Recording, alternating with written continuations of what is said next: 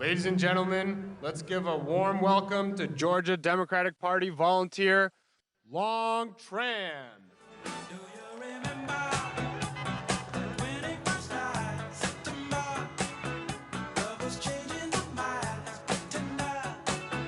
Good afternoon, Georgia. My name is Long Tran, and it is an honor to be here today.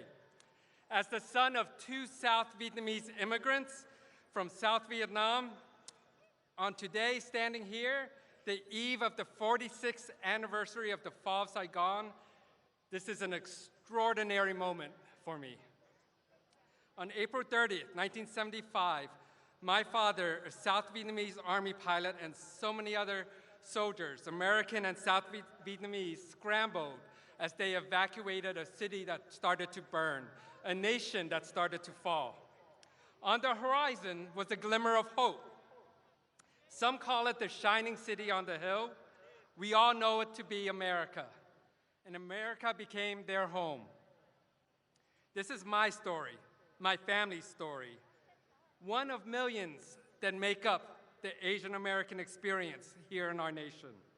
We are living the American dream. May is right around the corner, and with it, so is Asian American Pacific Islander Heritage Month and awareness. The awareness part is important. As an Asian American small business owner here in Gwinnett, in Georgia, in America, this pandemic has hit our community hard. I have a coffee shop in Peachtree Corners. We opened up in January of 2020, right before the pandemic. And it has been tough on us, but we've made it through. But we didn't do it alone with our own hard work. We made it through because of our neighbors and our community. It's pulling together to get us through the hard times is what makes our country great.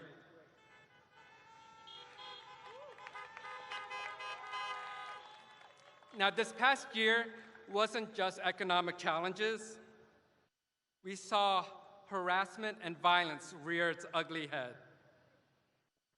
That's why in this past election, the stakes were high, not just for small business owners like mine struggling to stay afloat, but it was high for our Asian American community as we faced rising hate. The stakes were also high for Georgians of every background, Black, white, Latinx, LGBTQ, Jewish, and Muslim. The stakes were high for all of us, not just across Georgia, but for America, for every community. So what did we do? We got out there and we talked to our neighbors. We talked to our communities. And we reached across our state and across the country. We became a broad coalition fighting for new leadership to bring us out of this crisis and into a brighter future, to once again make our nation that beacon of hope that my father and so many others turned to for refuge. We busted our butts. We knocked on doors, called voters, placed yard signs in front of businesses and our homes. We wrote postcards. And Georgia, you heard our call. You answered by getting out the vote like never before. The turnout in the AAPI, Latinx, and Black communities were record-shattering. You showed the importance of voting and why voting matters. Yes, protect the vote. We elected Joe Biden and Kamala Harris, the first Black and Asian American vice president, and for the first time in our state's for the first time in 28 years, our state has elected a Democratic ticket. And right here in Gwinnett, we flipped the 7th district. We elected Carolyn Bourdeaux, and we sent her to the State House. But we didn't stop there. We continued to fight. We continued to talk to our neighbors. We fought, and we elected Georgia's first Black senator, Reverend Raphael Warnock. We elected our first Jewish senator, Jon Ossoff. We did that, Georgia. We made the difference. And now, 100 days later, we see the fruits of our vote. Joe Biden listened to us. He and his administration is putting our country back on track. The American Rescue Plan has already changed the course of the pandemic in Georgia. It's bringing financial help to families that desperately need it. It's giving businesses like mine a shot at success and fulfilling the American dream. More and more people are getting vaccinated every day, and we see our communities once again start to thrive. But on top of all of that, the first 100 days of the Biden administration have shown that we have true moral leadership in the White House again.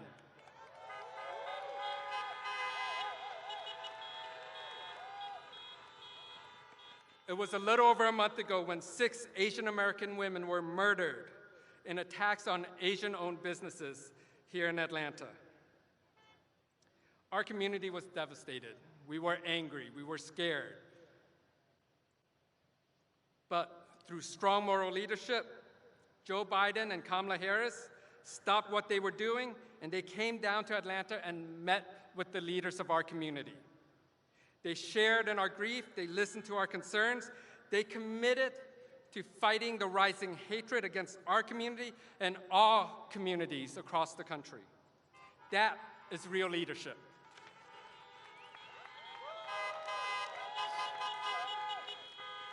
Life is full of challenges, and sometimes the odds are stacked against you. The odds were stacked against my parents before they came to America. The odds were stacked against my business when the pandemic hit. But we made it through, and with this administration, things are looking up again. The odds were against us here in Georgia during the election, but with hard work and perseverance, we did what many thought we couldn't. And it's only been 100 days, but Joe Biden's presidency has already begun to lift us up. It has made our communities safer, healthier, and stronger. It has restored faith in our country, faith in the United States of America, that we will once again be the shining example for all the world to see. I cannot wait to see what the next 100 days will bring us.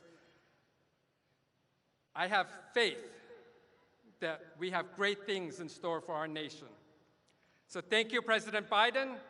Thank you, Georgia. I love you.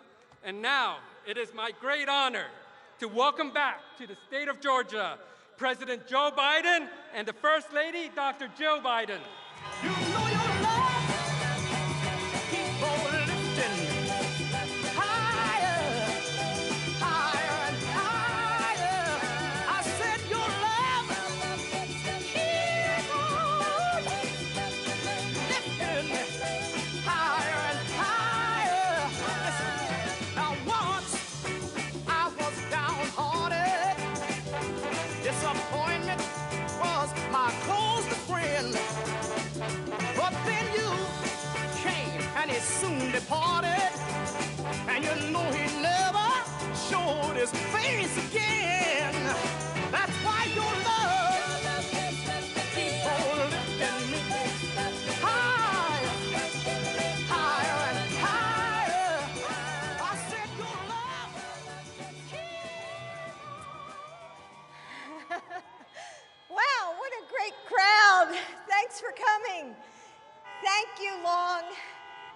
Joe and I had the chance to see our friends. We just saw them, President and former First Lady Carter. And they are such a powerful reminder that serving our country isn't limited to the office you hold. The Carters continue their work, making our country stronger every day, and we are grateful and honored for their friendship.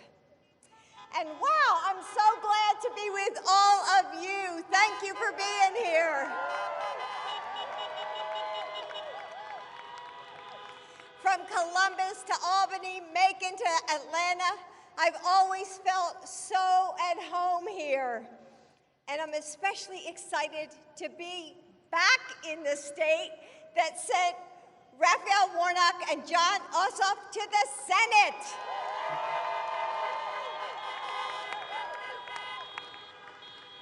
And you know, Georgia, we could not have passed the American Rescue Plan without you. In some ways, it's hard to believe that it's already been 100 days. Back in DC, we're still getting to know our new home, figuring out where the light switches are, and remembering to use coasters on the historic furniture. But in other ways, we've packed so much into the time that's just flown by. I've already traveled to schools and community colleges across the country, visited vaccine sites and military bases, and charted the course for our Joining Forces initiative. So thank you to all the military who are here. And that's just my office. Across the administration, we've made historic progress, all because of the historic leadership of my husband.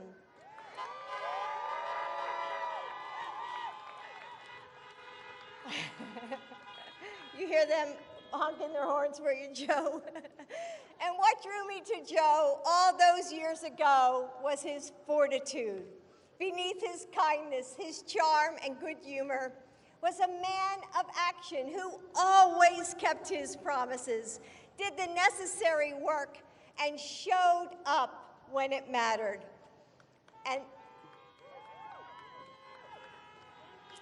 that's why I have always believed that he would be the president that we need.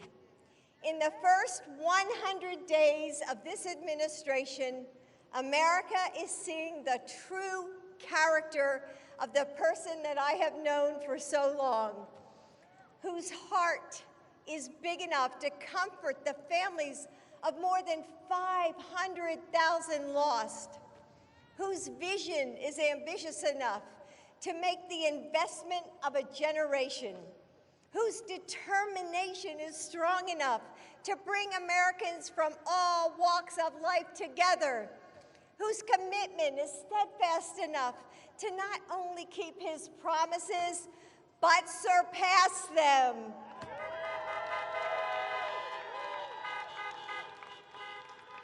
Joe is a man for this moment, and with his leadership, we are rising. I couldn't be more proud of what he's done in just 100 days, or more hopeful of what we are going to do next. Please help me in welcoming my husband, the President of the United States, Joe Biden.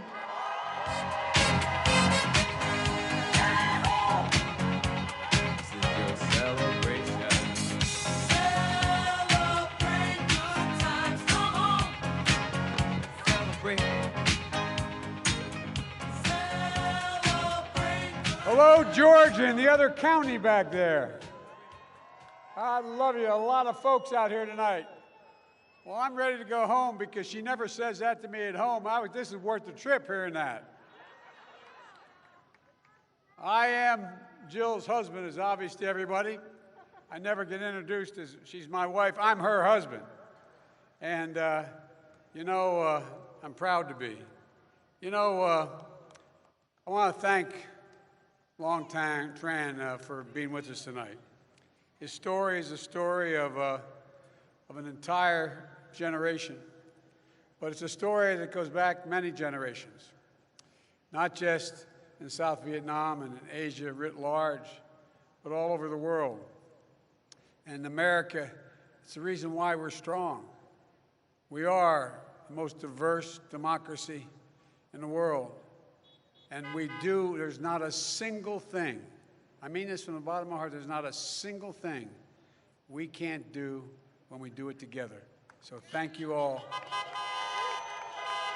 And I want to thank my friend, Keisha Lance Bottoms. And thanks to the Democratic members of Congress, Senator Ossoff and Warnock, Representative Sanford Bishop, an old friend, Hank Johnson, and Lucy McBath. And look, I want to make sure Representative Williams is here. I thought I saw her. a moment ago. There you are, okay. And Representative Carolyn Bourdeaux. You know, we need to work and help them keep their seats. It's important. We run the first round, but there's more coming up. And my good friend and DNC Chair Jamie Harrison from South Carolina, and Stacey Abrams, it could be anything she wants to be, from whatever she chooses to president. I want to thank you, Stacey, for empowering the people to vote and to make their voices heard. You've been amazing. And most of all, I want to thank you, the people of Georgia.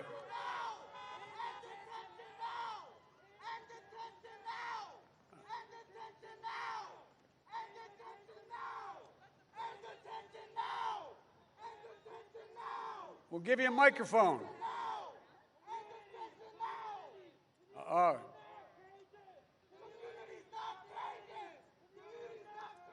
Folks,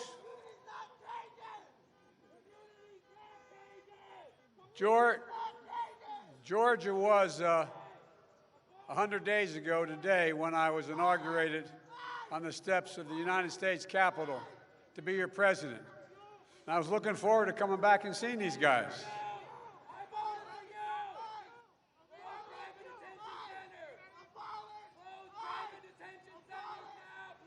I agree with you. I'm working on it, man. Give me another 5 days.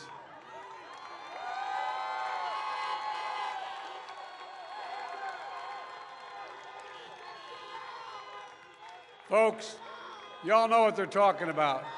There should be no private prisons, period. None, period. That's what they're talking about. Private detention centers. They should not exist.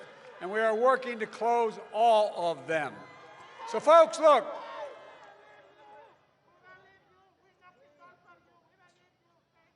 Thank you. All right. Thank you. All right. Okay. Let him go. No. I promise you. The only thing that's going to keep me from doing that is you keep moving. I promise you. Thank you. Folks. Look, it's been 100 days since I first sat at my desk in the Oval Office and went to work for you and the American people. I want to thank you. I want to thank the American people because I think we've gotten a lot done. I promised, even before I was sworn in, that I would get, in my first 100 days, 100 million COVID vaccine shots in people's arms. We've lost over 550,000 Americans. Well, we delivered over 220 million COVID shots in the first 100 days. We've vastly expanded access. We've got 100 million doses of vaccine, enough for every single American. And we've done it by getting vaccines to some 40,000 pharmacies across the country, 700 community centers. And now everyone over the age of 16 is now eligible to get vaccinated right away. So please do it. Get vaccinated now. Now. And we promise to deliver emergency relief to the millions of Americans who are in financial distress, and I might add, through no fault of their own. So we got out $1,400 checks to the American people, and we kept that promise.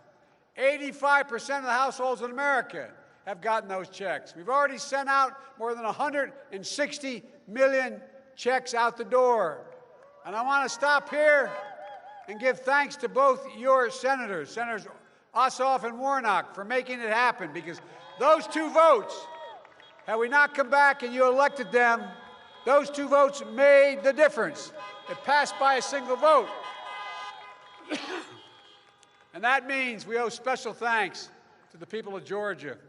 Because of you, the rest of the world, because of your two senators, the rest of America was able to get the help they got so far. The American Rescue Plan would not have passed. So much have we gotten done, like getting checks to people probably would not have happened.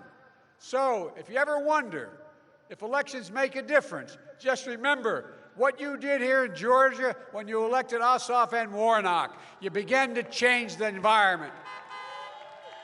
Now look, because of you, we passed one of the most consequential rescue bills in American history. So what did you do? What you do with your vote here in Georgia? Well, you changed America. You began to change America. And you're helping us prove that democracy can still deliver for the people. Look, I want to thank you for all of that. All of America wants to thank you. Because here's what we mean by delivering for the people. We created, in the first 100 days, 1,300,000 new jobs. 1,300,000 jobs in 100 days. That's more new jobs in the first 100 days of any president in history. Folks, because of you. And we're here, just a few more things that we needed. We provided food and nutrition assistance for children and families so they don't go hungry. Rental assistance to keep people from being evicted from their homes. Loans to small businesses like Long to keep them open and people employed. And we made Georgia eligible to expand Medicaid, which means another 500,000 Georgians can be covered. Excuse me. Folks, health care should be a right, not a privilege in America. And here's the thing I'm most proud of. We are on track to cut child poverty in half this year by having passed the child tax credit. In half. But as much as we've done, we've got a lot more to do. That's why I proposed the American Jobs Plan. It's a once-in-a-generation investment in America. It's the biggest jobs plan in this country since World War II. And here's what it does. It creates jobs rebuilding and modernizing our roads, our highways, our bridges, our ports, our airports. It will provide clean drinking water for every American. There are 10 million homes in America. And there are 400,000 schools and daycare centers that have lead pipes where drinking the water is a danger. We're going to replace 100% of those nation's lead pipes and service lines so every child can have a turn at the faucet and know what they're drinking is clean water. Folks, we're going to provide reliable high-speed internet everywhere in America, including rural America. 15% of Georgia households do not have internet at all. We're going to change that. And those infrastructure projects are going to create millions of good-paying jobs just installing them. We also know that 2 million women have dropped out of the workforce during this pandemic. 2 million because too often they have to choose between whether or not they can get care for their child and their family or go to work. In the 21st century, infrastructure isn't just steel and concrete, it's people. And it's time we start paying people who come to our homes and care for people that love them and going to take care of them. And folks, you know, when a lot of people talk about climate, they forget to mention the most important word. I made a promise when I was down here running that I would, in fact, immediately rejoin the Paris Climate Accord on day one, which we did, and I would have, in the first 100 days, a climate summit here in America, inviting all the world's polluters and all the world's emitters, including the biggest nations in the world. And they came, everyone from Russia to China, to the European Union, to India, all of them. And you know what? What came across? Every single one of those countries, whether they're going to meet their obligations or not, is finally understanding that taking care of saving the planet is going to create millions of good-paying jobs. Millions of good-paying jobs. We're going to put engineers and construction workers, electricians, electrical workers, building efficient buildings and homes. We're going to install 500,000 charging stations along the highways we're going to rebuild.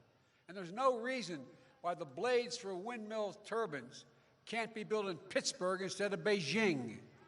There's no reason.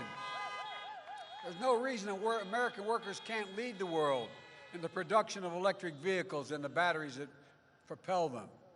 We can do what we need to do in saving the planet and yet create millions of good-paying jobs. Folks, and with all the investments in the American Jobs Plan, here's what we're going to do. We're going to buy American. Let me explain what that means. you know, is not a violation of any trade agreement. Every tax dollar that we, in fact, get for construction of anything is going to go to be used to buy American products, made in America, that create American jobs. That's the way it should be. Because look, folks, Wall Street didn't build this country. You did. The middle class did. And unions built the middle class. And here's one final thing I want to mention about the American Jobs Plan. We got $5 billion investment in that plan for community violence intervention. There's a lot of work we have to do. A lot of work we have to do. And I want you to know who's responsible for that. Mayor Keisha Bottoms, Keisha Lance Bottoms. But folks, we not only have to invest in America, we need to invest in our families. We need to invest in things our families care about and need the most. That's why the American Family Plan does 4 things, and we pay for it all. 1, without raising the deficit. It adds 4 years more guaranteed public education in America. If we were building on our education system from start today like we did in the last century, did anybody think we'd say 12 years of education is enough to compete and win the competition of the 21st century? I don't think so. So when we did that last century, it made America the best educated, best prepared nation in the world. But the rest of the world has caught up to us now. So my plan provides a universal preschool for every 3- and 4-year-old in America. Everyone. That's a game changer. It's a game changer. And it also provides 2 years of free community college. That's a game changer as well. Jill is a community college professor, still teaching. She constantly says, Joe, community colleges can change the lives of students. As she always say, look, any country that out-educates us is going to out-compete us. She'll be leading one of these efforts as well. Look, one more thing. We've got some great historical black universities and colleges in Georgia. And we're going to be investing in them and investing in them and increasing Pell Grants. They don't have all the money that comes from the large universities. But their students are as competent to do anything in the future as anyone else. But here's the deal. We're going to provide up to $47 billion over 10 years to increase their capacity to do everything but deal with, cybersecurity, all those things where the jobs of the future are. Second thing we're going to do, provide quality, affordable child care. I was a single dad for 5 years. When my wife and daughter got killed right after I got elected to the United States Senate as a 29-year-old kid, what happened was I was lucky. I had a daughter. I had 2 boys survive. My daughter and wife were killed, but my 2 boys survived. And fortunate for me, I had an incredible family. My sister, my brother, and my mother and father, they basically moved in and helped me raise my kids. Because although I was a senator, I was listed as the poorest senator in history, but not history, but in the years I was there, I couldn't afford the cost of daycare. I couldn't afford the cost of child care, but I had them. I don't know how I would have done it without them. So understand how important child care can be. Under my plan, most folks won't pay more than 7% of their income for child care as a max. And the folks who need it the most and can't afford it all won't have to spend a dime. That's important. And the third thing is the American Family Plan will finally provide up to 12 weeks of paid family and medical leave. No one should have to choose between a job and a paycheck or taking care of themselves, a loved one, a parent, or a spouse or a child. And fourth, the American Family Plan puts money directly into the pockets of millions of families. The American Rescue Plan, we passed a child credit. We're going to expand that child credit to families for another 5 years. Families with 2 kids, that will mean that as much as $7,200 will go into their pockets every year. Georgia, this is a tax cut for more than 2 million families in Georgia. We're cutting taxes for people by a tax credit. And we're going to lift more than 170,000 children out of poverty right here in America and cut child poverty this year in half. Folks, so how are we going to pay for all this? Well, with tax cuts for the middle class and working class families, how are we going to pay for that? Well, it's real simple. It's about time the very wealthy and corporations start paying their fair share. It's about time. As simple as that. And folks, I'm not going to bore you with the details, but I promise you, no one making under $400,000 a year is going to pay a single additional penny in tax. No one. As I said last night, the middle class and working people of this country are already paying enough in taxes. It's time for the richest 1% of Americans and corporate America to start to do their part. Let me just give you a simple fact. Last year, for example, 55 of our largest corporations in America paid $0 in federal tax. Zero. And they made $40 billion. Not a penny in tax. Folks, if in fact we had a minimum book tax for corporations, for the Fortune, just the Fortune 500 companies, just a minimum tax of 15%. Bet all you'd sign up for 15% tax right now. If in fact it was just 15%, we'd raise $230 billion. Pay for all this. So folks, I'm not trying to punish anyone. What we've got to make corporations making $40 billion paying zero is just not right. Something's seriously wrong here. Georgia, I think a lot of you know I ran for president saying we had to heal the soul of this nation. And that's what we have to do. And the conviction of George Floyd's murderer is now our opportunity to make some real progress to restore the soul of this country. And we can do it. We can enact rational police reform. We can root out systemic racism in our criminal justice system. And with real plans I outlined today, we have a real chance to deliver real equity across the board to everyone, black, white, Latino, Asian American, good jobs, good schools, affordable housing, clean air, clean water. Look, being able to generate wealth and pass it down through generations is how most folks got there. But it means, how did most of the middle-class folks you know who are Caucasian or white, how'd they make it? Well, they were able to get enough money to buy a home, and they built equity in that home. And when they built equity in that home, they passed it on. And they passed it on, and that's how you build wealth. Well, we're going to make sure that African Americans, as well as make sure that Latinos and Asian Americans are able to build that kind of wealth. Look, when the Vice President and I were in Atlanta last month, we met with leaders of the Asian American community in Georgia following the mass shootings here in Atlanta. It was a raw and powerful meeting and a very emotional moment. And some criticized me for speaking out nationally about that hate crime.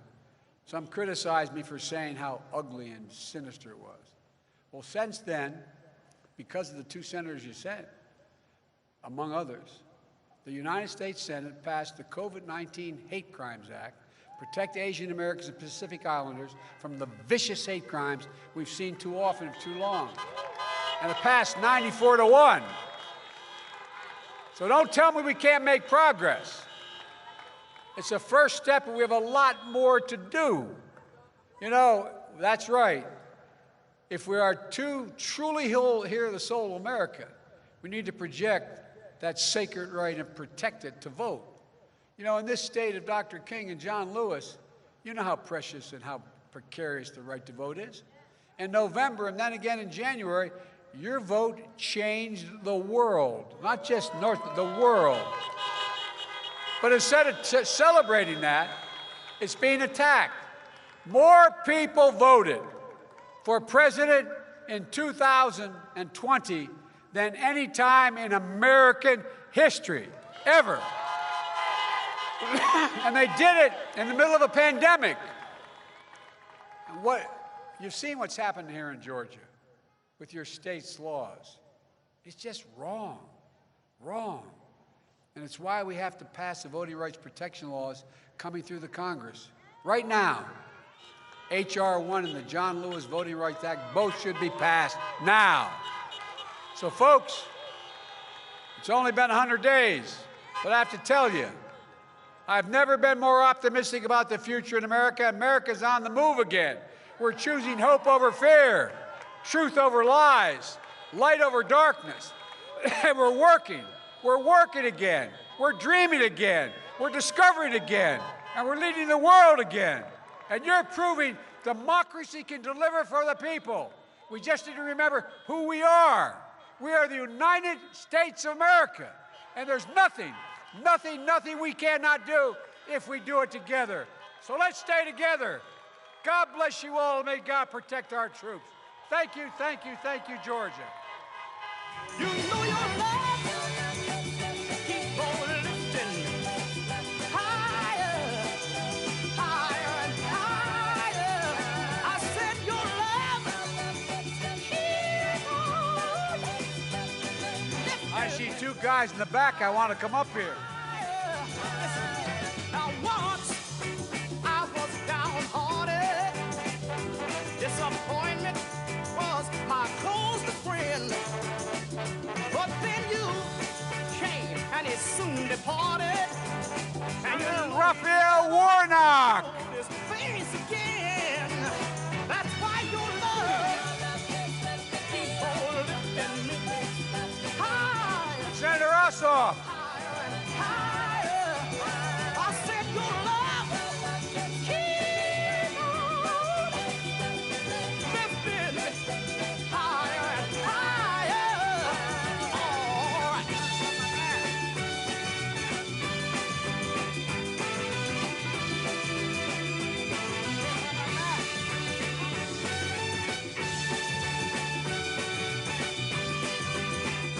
Looking for my mask. I'm in trouble.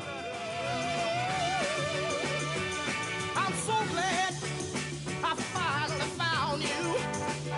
Yes, that one in a million, girl. And now with my loving arms around you, honey, I can stand up and face the world.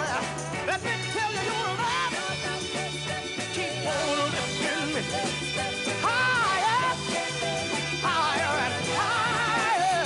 And I said your love keep on lifting me higher and higher. Oh, now, son, Oh, Georgia, we need you. keep my love going higher and higher. I said keep on lifting me up, mama. Keep on lifting. You know your love keep on lifting higher, higher and higher. I said your love keep on lifting higher and higher.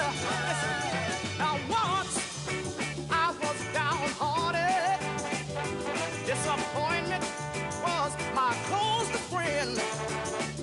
But then you came and he soon departed. And you know he never showed his face again. That's why your love keep on lifting me higher, higher and higher. I said your love keep on lifting me higher and higher. All right.